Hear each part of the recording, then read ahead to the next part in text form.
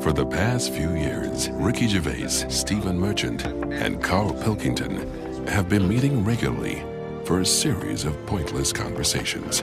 This is one of them. Testing. Is that all right? Hello and welcome to the Ricky Gervais Show with me, Ricky Gervais, Stephen Merchant. Hello. And the little round-headed buffoon that is Carl Pilkington. All right.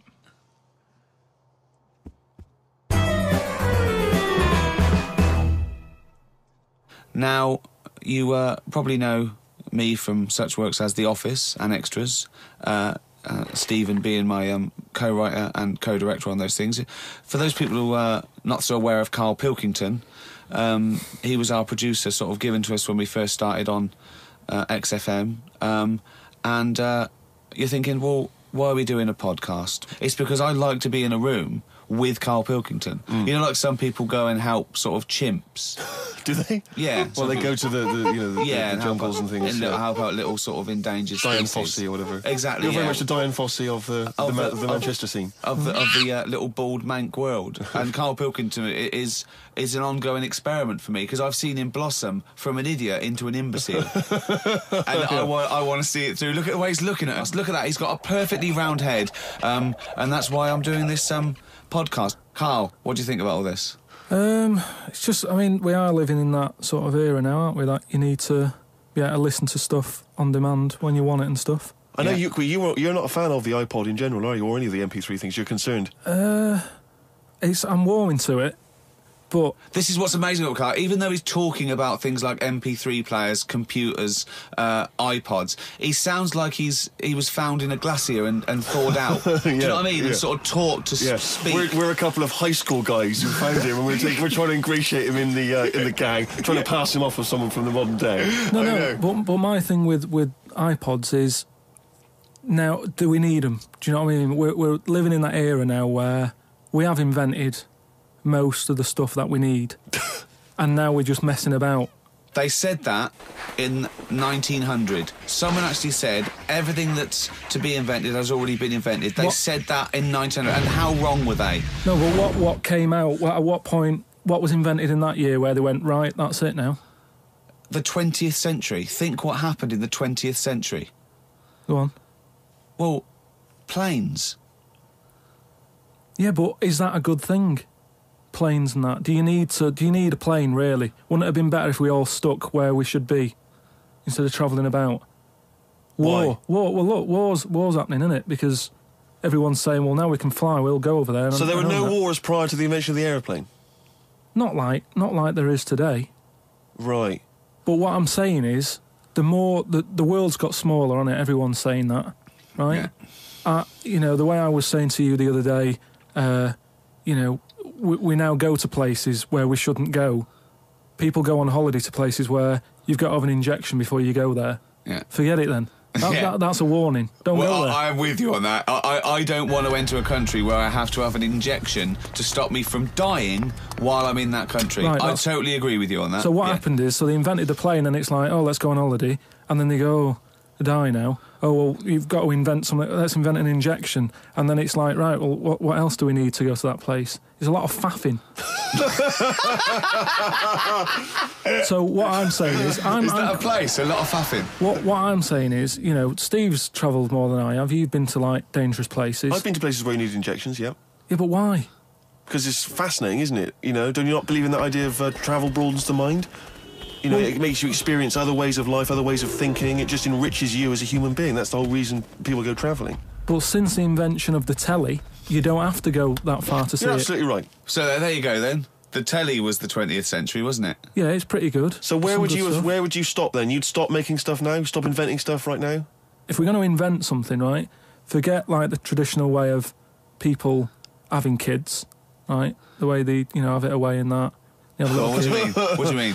No, the way that, we have kids and stuff.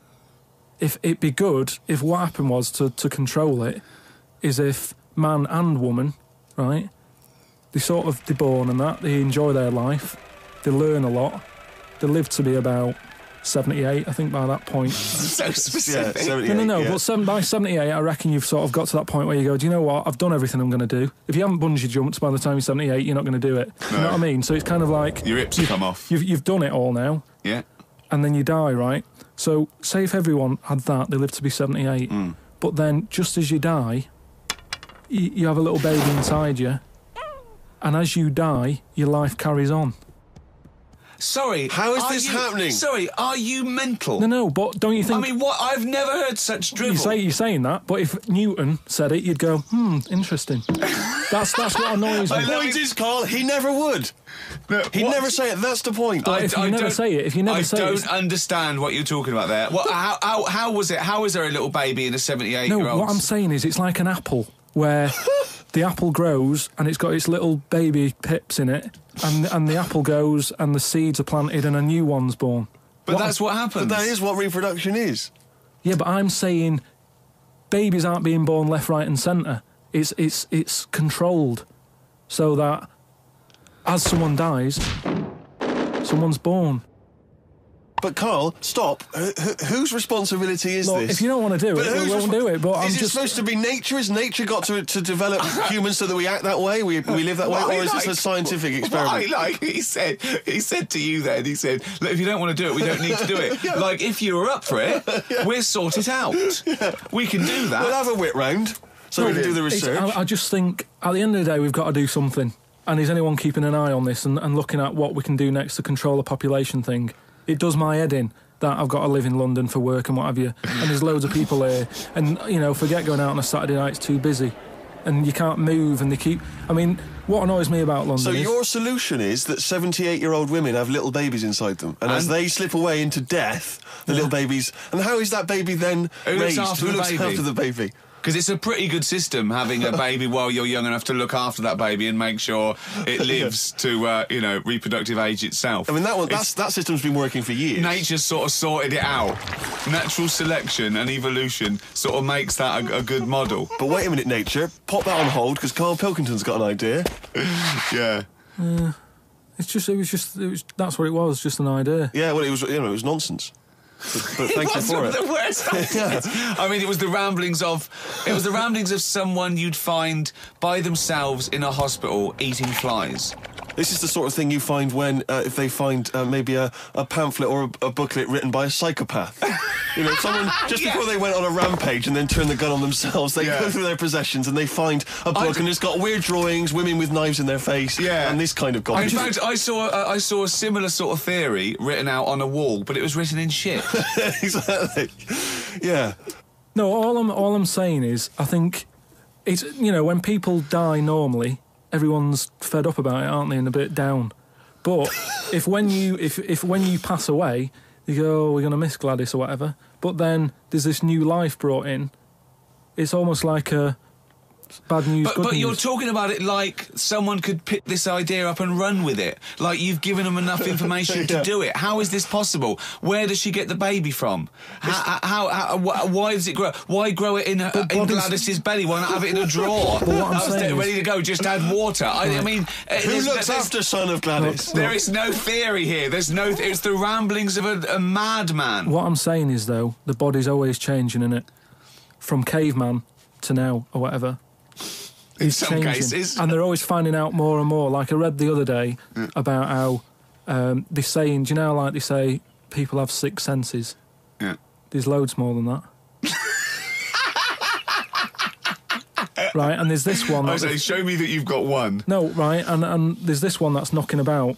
Go on. That, what it is, say if I'm in a pub, right, and I'm just doing a crossword or whatever. Unlikely, but go on. And there's some woman who's walked in, right, and she's staring at me. Yeah.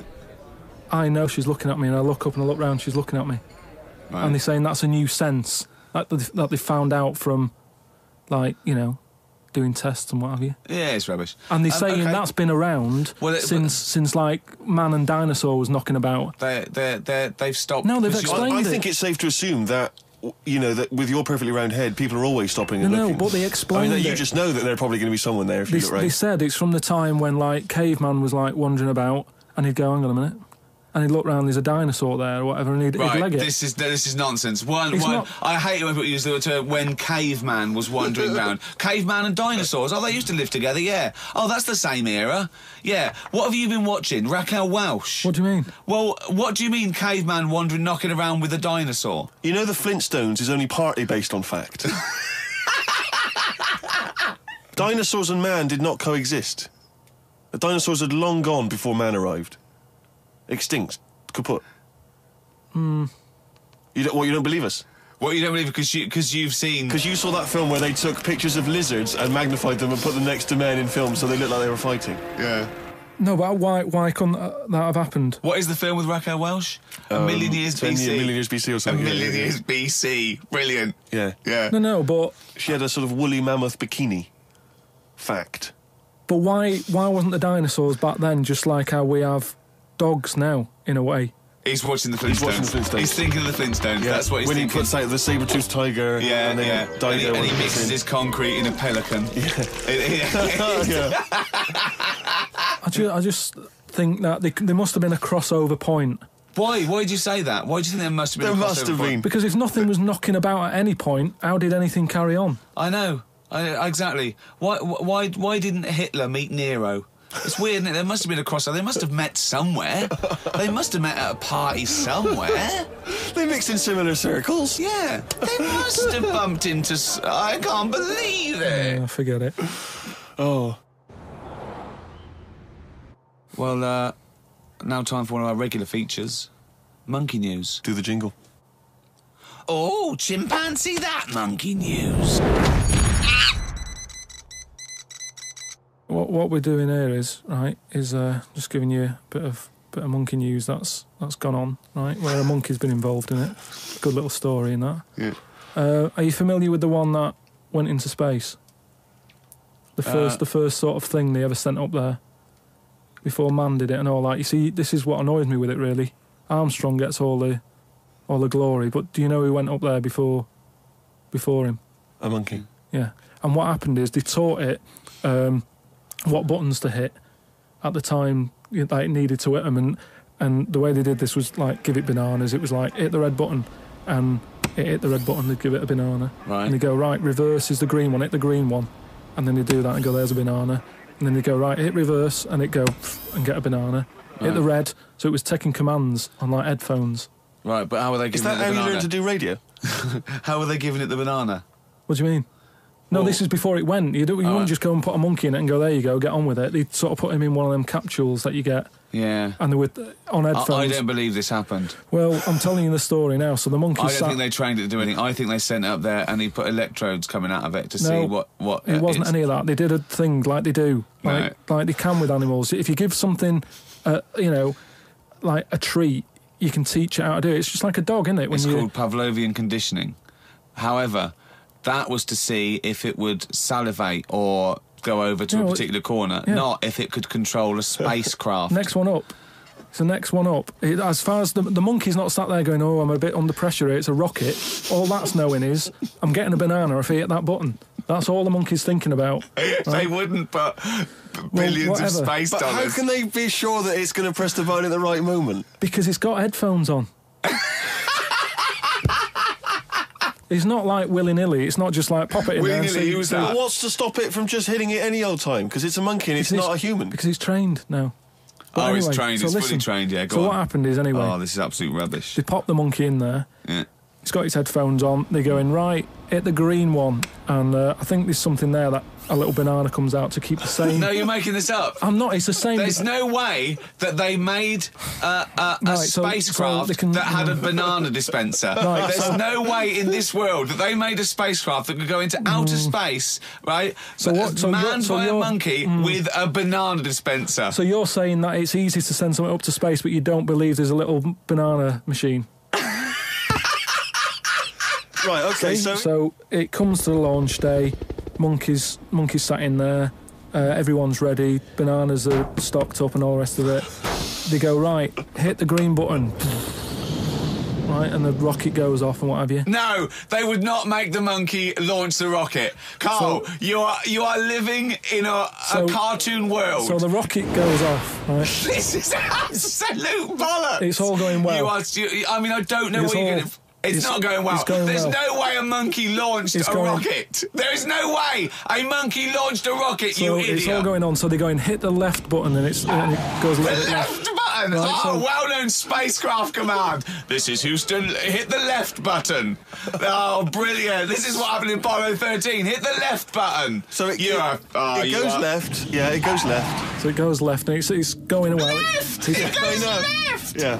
No, the moon. You're going right. It goes for the moon, everything's going well. Right. They get up there, it does whatever it does. It reverse, it comes back. Right? So then... honestly, you are brain dead. So you are one of the most stupid people. That I would rather have the monkey drive me home than you. So the thing is, so it lands back, it does a good job and everything, it gets out, and It's sick of bananas. This is where it turns a bit sad, because after it's done that mission, right, because it happened and it was all safe and everything, the next one would have been to send man. Right. So the monkey enjoyed it, and it was like, well, I want to do it again, right? But they were like... So how did they know that? How did they know he wanted to do it? Just the way it looked and what have you. It was like... Fuck off! Just the way it looked! You are a maniac. So the thing is, though, right, so after it had done that, it was on such a high, right, Yeah. it could never get that high again. There was nothing that it could do. Went on tour, did it? It sort of ended up killing itself. Because it could never get that buzz that it got. Right, that was absolute bollocks. None of that is true, except they sent a monkey into space. And I'll check that. Absolute drivel. So in your mind, it committed suicide. It went on a crazy bender, drinking drugs and women. And like then, it does happen, you hear about it. It was found in a motel room.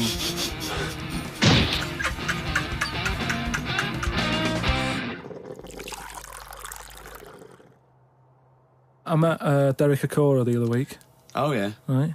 Now, who's he? Which one's he? Is he a medium? He can contact the dead, is that right? He just chats to him and that, passes messages on. Nice of him. So I said, tell us something a bit weird and that. So he said, what do you want to know? I said, just something weird. So he goes, all right then. He said, here's one for you, right? And he said, there's this pub out in the country. And he said, there's this mug. Do you know those old mugs that they have where they used to like leave their own cup knocking like about, didn't they? Oh, yeah. The tankard thing. Yeah. So there was one of them mugs in there, right? And everybody... Tankard, let's use tankard if we've established that's the tankard, word. yeah. Because you're the only mug in this story. Right. You believe in it all. High five. Great. So this tankard's knocking about, right? And everyone who's running the pub keeps going, I wish they'd stop leaving this tankard about, right? And they pick it up. It must be a pain. Having a tiny, small tankard in a pub, that must be a real grind. So every time they sort of picked it up and went, we'll have to wash that, and they popped it on a different sideboard. Next thing you know, that person who's touched it died, right? Sure. So they must have been getting through bar staff. So they kept getting in new staff and that. And they were like, what's the connection here? Right? What's the connection here? Oh, God. So they get a vicar in. Of course they do. And they go, look, there's a lot of weird stuff going on here. This tankard, every time someone touches it, they die. So he said, leave it with me. He gets his special water out and what have you. He comes round, does a little prayer, sprinkles it. He goes, right, not a problem, don't worry about it.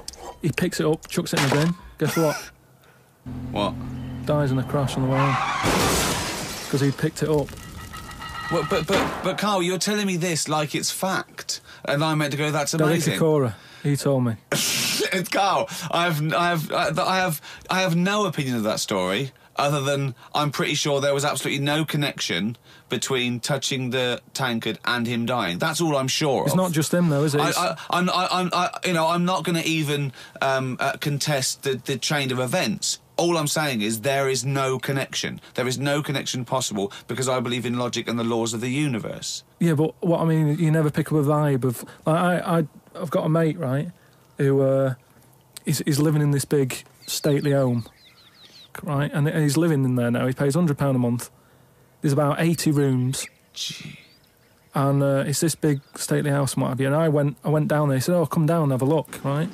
And from outside, you go, oh, this is brilliant. It's like something out of, you know, like the Man of Born or something. You go, this is impressive. But then when you get in, it's like it's a wreck, and we go in, and all the floors are like a wreck and rotten and stuff. And I looked at the wall, and there was like a little piece of paper stuck on the wall, right? And I said, what's this here? So I wandered over, right? Got right up close to it, and somebody had wrote it. Somebody had wrote it? Oh. Somebody had wrote it. I love this. Right, go on, sorry. So there's a little sign there, right? And I go up to it, and it says, flies, right? With an arrow. Flies this way, right? I think that's a bit weird. So I follow the arrow, right? Which goes to this corner where there's a shelf, about 3,000 dead flies on it. Oh my God. Condom stuck on the top. That's weird, isn't it? That is weird. That is weird. Right? So I'm looking at that, and there's loads of stuff on the floor and that bits of paper. Picked up this bit of paper, right? And it had, like in biro and that, it looked really old, like it'd been there years. And it had something like, need nappies, dummy, right? Blankets, blah, blah, all this, like, all stuff for, like... And I turned it over, right? And it said, none of this now needed, baby dead. Right. Now that's weird, isn't it? Now that's what I'm talking about when you get a bad vibe. You go, that's who's been in here. It's bad vibe. It's just based on the fact that... Your mate's in charge. Yeah, that's terrifying. I mean, yeah, so it's like saying, are we scared of the dark? Yes, I understand why people are scared of the dark. I'm a little bit scared of the dark. You're walking along... Because you don't know what's in it. Yeah, you don't know what's in the darkness. That's why people get nervous. It doesn't mean you have to make the leap then that you've got some paranormal sense. Oh, my God, I'm Carl Pilkington, and hang on. Just like Derek Acora, I have sensed something strange and evil in this room. Wait a minute, there's some flies in a condom. I was right all along. That is weird. Flies in a Johnny equals badness. the flies in a condom was weird. It's weird. I don't know. But the note. Yeah. I just think of his face when he saw that, reading it by torchlight. You must have been terrified. It's a bit odd, isn't it?